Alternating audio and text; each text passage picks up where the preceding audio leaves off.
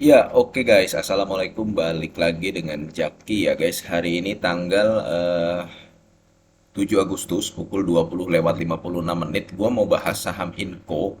Sekarang saham Inco ada di angka 3.650. Dan Inco ya, berdasarkan laporan keuangan terbaru, saat ini 34%-nya itu sudah dipegang oleh Main ID. Jadi ya sebenarnya bisa dikategorikan sebagai BUMN ini ya.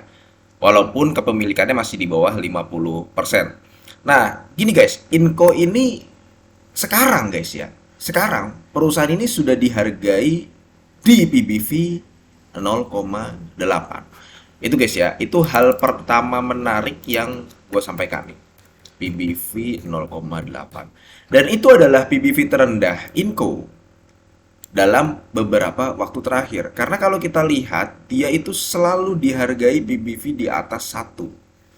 Nah, itu poin pertama yang perlu dicatat. Kedua, Inco ini adalah perusahaan yang sangat sensitif dengan naik dan turunnya harga nikel.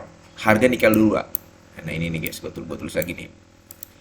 Bahwa Inco sangat sensitif dengan eh, naik dan turun harga nikel. Kenapa guys? Karena gini, Inco ini produknya adalah nikel matte. Jadi nikel yang memang sudah memiliki kandungan nikel yang besar, ya.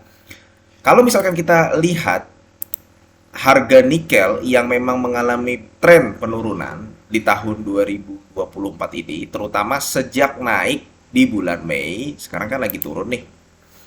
Inco masih untung nggak? Masih guys. Kenapa? Karena sebenarnya Inco ini ya rumusnya gampang. Inco ini kalau misal dia itu ya, dia harganya itu selalu harga nikelnya, harga produknya itu selalu 70% dari harga London Metal Exchange. Jadi gini, gampangnya begini. Kalau misalkan harga nikel dunia saat ini harganya adalah 16.000 ya kan. 16.000. Berarti produknya Inco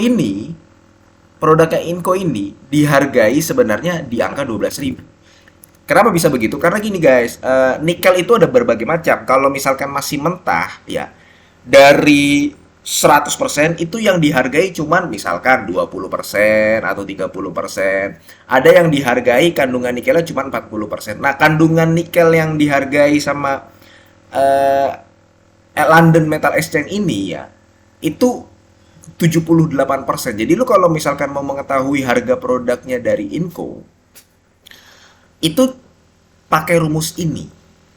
Kalau misalkan harga nikel dunia itu ada di angka 16.000, ya, ya berarti harga produknya si Inco itu adalah 78% dari harga nikel dunia. Sedangkan biaya produksinya itu ada di angka 10.000. Bahkan di bawah 10.000. Jadi sebenarnya meskipun harga nikel sekarang turun ke angka 16.000, ya, 16.000 US dollar ya per ton, bukan 16.000 rupiah. Walaupun turun ke angka 16.000 dan itu mencapai titik yang cukup rendah sebenarnya, Inco masih untung walaupun tipis. Dan yang menyebabkan untungnya Inco tipis di semester 1 2024 apa sih? Ini guys, ada ini nih salah satunya nih, keuntungan atas pengakuan nilai wajar aset derivatif di kolakan nikelnya itu loh. Jadi kolakan nikelnya itu nanti dibukukan di sini ya ada kerugian sekitar 19 juta US dollar. Tapi sebenarnya dia tidak benar-benar keluar dari kantong perusahaan. Dan kolakan nikel Indonesia itu ya itu ntar yang perusahaan patungan yang akhirnya Ford datang di situ ya bikin perusahaan, bikin HPAL nantinya kaitannya dengan proyeknya Inco yang jumbo itu yang bisa lebih dari 100 triliun. Makanya dia memang Inco ini lagi banyak proyek. Tapi terlepas dari itu ya guys ya. Nah, ini nih. Inco sangat sensitif. Itulah kenapa Inco sangat sensitif dengan naik dan turunnya harga nikel dunia. Dan selama harga nikel dunia masih di angka 16.000, masih di angka 16.000 ya. Inco masih untung. masih cuan tipis. Baru mulai agak mengkhawatirkan ketika harga nikel dunia itu berada di angka 13.000 nih. 13.000. Berarti ini cuannya tipis banget, 13.000 ya. Nah, harga Inco, harga produknya Inco berarti dihargai 10.140. 78% dari harga harga nikel dunia ini kan. Harga acuan London Metal Exchange. Sedangkan biaya produksinya di bawah 10.000. Nah, ini nih udah mengkhawatirkan. Tapi apa iya harga nikel dunia atau harga acuan ini nih turun sampai ke angka 13.000? Enggak, guys. Kecil kemungkinannya, sangat kecil kemungkinannya karena beberapa kali memang dia turun menyentuh angka ini ya. Kemudian balik lagi, naik lagi gitu. Sekali lagi itu cuman ini ya guys ya, cuman sebuah prediksi saja. Pada dasarnya gini guys, nggak ada yang benar-benar bisa memprediksi harga sebuah komoditas. Walaupun gue tadi ngomong dengan PD-nya guys ya, belum tentu nanti kejadian nggak akan turun ke 12.000 ya, bisa jadi. Cuman menurut gua dengan adanya inflasi dan kondisi seperti ini ya, apalagi sebenarnya Indonesia ini pemain besar nikel di dunia. Dia dari 3,5 juta ton produksi nikel dunia, Indonesia tuh bisa setengahnya, bisa 50%. Harusnya sih Indonesia bisa, ya kalau misalkan mau ya, bisa mengatur harga nikel karena pemain besar gitu. Cuman kan nggak segampang yang gua omongin gitu loh guys. Tapi terlepas dari itu, nah ini nih guys, selama harga nikel masih di angka 16.000, itu Inco masih aman. Dengan kondisi seperti ini aja, ya Inco masih untung. Apalagi Inco saat ini punya banyak proyek yang sebenarnya ya baru berjalan di antara tahun 2025 sampai 2026 ya guys ya, 2026. Dengan proyek-proyek hilirisasinya itu. Jadi sebenarnya kalau misalkan lu menanyakan kepada gue ya, kesimpulannya, Inco ini low risk loh kalau misalkan di harga sekarang. Low risk.